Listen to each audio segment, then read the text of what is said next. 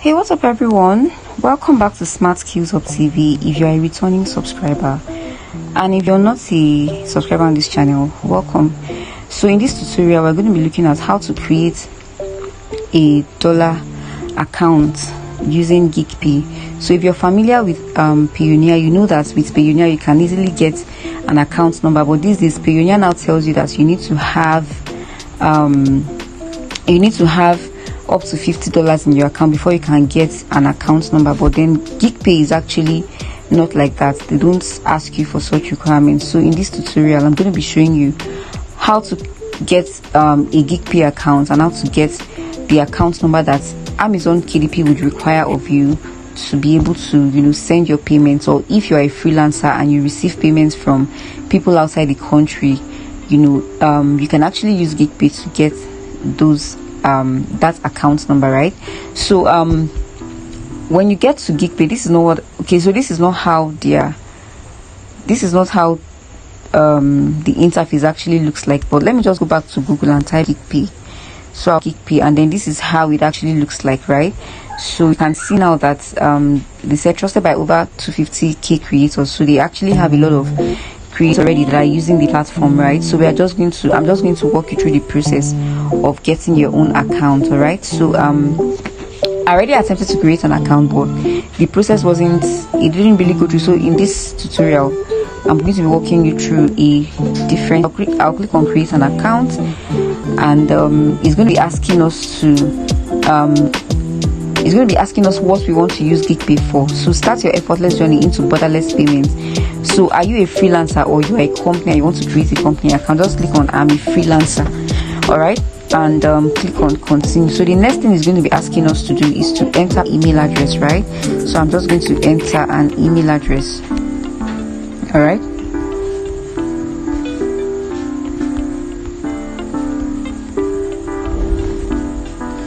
then the referral code is optional, so you can leave that alone and just click on continue. Okay, so I'm going to be sending a verification code to my email. So I'm just going to go to my email and I'll check for it. So I'll just copy the verification code and I'll paste back.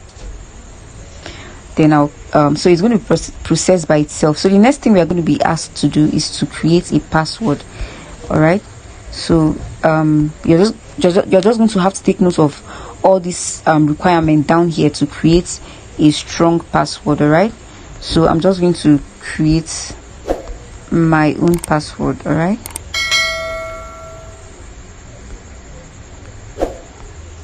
so the password is strong enough, and then I'll click on continue.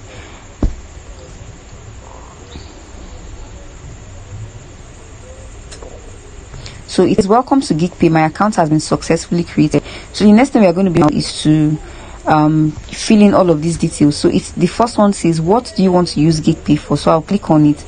Then there are all of these options. You can actually select all of them, or the one that most suits what you're going to be using the platform for. But then I would also want to use it to receive payment from my employers. I would also want to use it to receive funds from from marketplaces like Amazon KDP. So create USD cards for spending. So note that you can also use this platform to create virtual dollar cards as well, right? So I'm also going to be using it as a creator to get funds from YouTube, Facebook and all. So I'll click on continue. So the next thing we are going to be doing now is to enter our name, right? And they said you should enter it as it is shown in your document. So the documents you're going to be using for your verification, let's say you have a voter's card or a national ID card or a passport, so you want to enter the name as it appears, right? So I'll just type it in, and then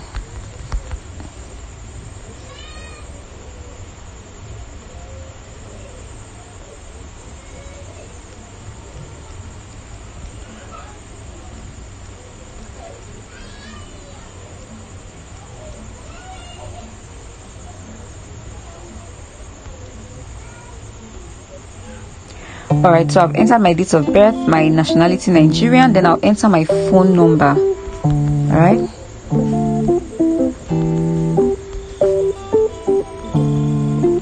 then I'll click on verify. So you're going to be sending a code to me okay. So this number has already been used, so let's just leave out all of these other ones.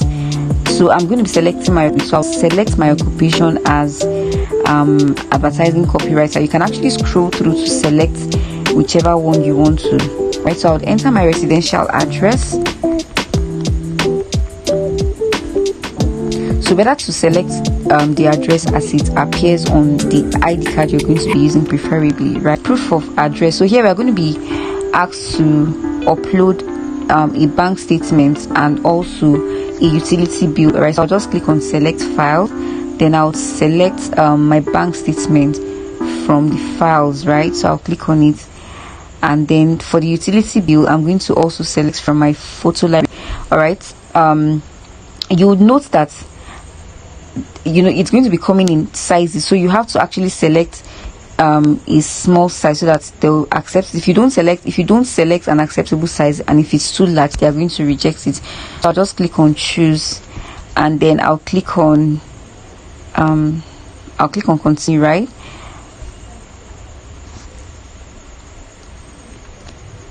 Then I'll click on save. Okay, I'll click on save.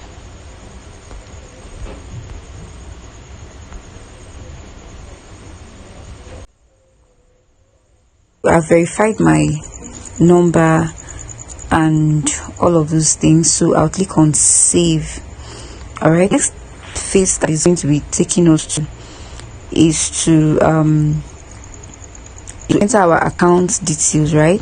So when you come to account details, all you just need to do is to enter. So I've already completed all of this process. So the next thing you're going to be, after you've completed the personal profile session, you'll be asked to enter your account details, right? So once you complete your account details, it will ask you to enter your account number, your BVN, and some other information. So once you're done with that, you just click on save and then continue, right? So that process would also be completed. Then the next part of the process is that you're going to be verifying your ID, and in this place, what you're going to be asked to do is to that is where you're going to be submitting your national ID or voter's card or whatever means of identification you actually have, right? So mine is actually still pending. That is why it's showing pending. Like, I've submitted all of those things, so it's still showing pending, right? So aside from that, aside from submitting a means of ID, you're also going to be asked to do a facial verification, whereby you're going to be asking you to take a selfie.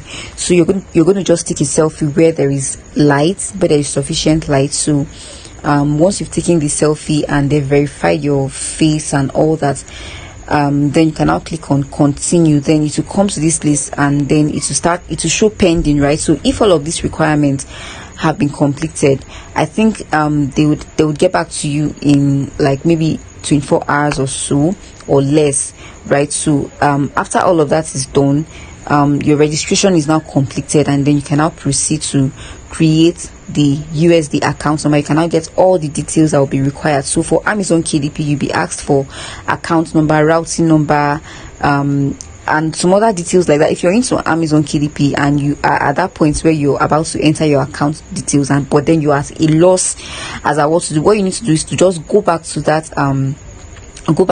place, and then check out what it is that they are asking for, and then you should be able to know what to look out for. All right, then another requirement that you'd be asked is to upload a proof that you're going to be receiving payments from that platform, right?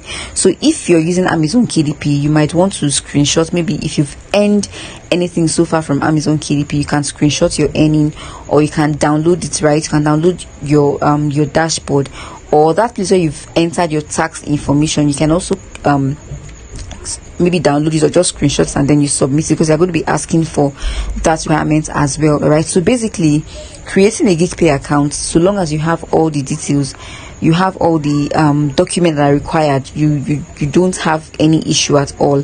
Unlike Payoneer, where you have to have up to $50 in your account. But then if you can actually get $50 into your Payoneer account, you can go on to do that. But why would you want to do that when you can actually have an easier option? And well, another drawback with Payoneer is that before you'd be able to withdraw your money from Payoneer, you must have earned up to $1,000 before you can withdraw. But then I don't think GeegPay actually gives you that.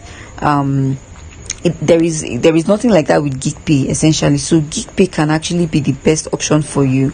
All right, and then you can also create virtual dollar cards with GeegPay, and also it makes GeegPay the go-to platform for you to use. All right. This is where you're going to be drawing the curtain on this tutorial. Thank you very much for staying until the end. Please don't forget to subscribe. Thank you.